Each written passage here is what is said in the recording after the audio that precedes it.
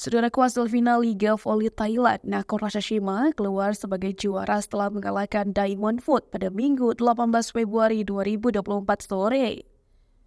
Berlangsung di Stadion Ninimur Stadium, laga final Liga Voli Thailand menjadi ajang adu gengsi dua pemain timnas Indonesia, yakni Farhan Halim dan Yuda Mardiansyah. Farhan membela Nakor Ratchasima, sedangkan Yuda memperkuat Diamond Food. Hasilnya Farhan bersama Nakor Ratchasima sukses melibas tim Yuda dengan skor akhir 3-2.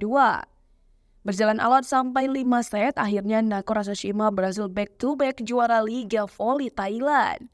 Ya, sebelumnya Nakor Ratchasima merupakan kampiun Liga Voli Thailand edisi 2023.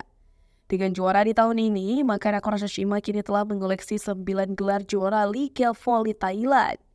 Meski menelan kekalahan, penampilan Diamond Food di Liga Voli Thailand musim ini bisa dikatakan meningkat.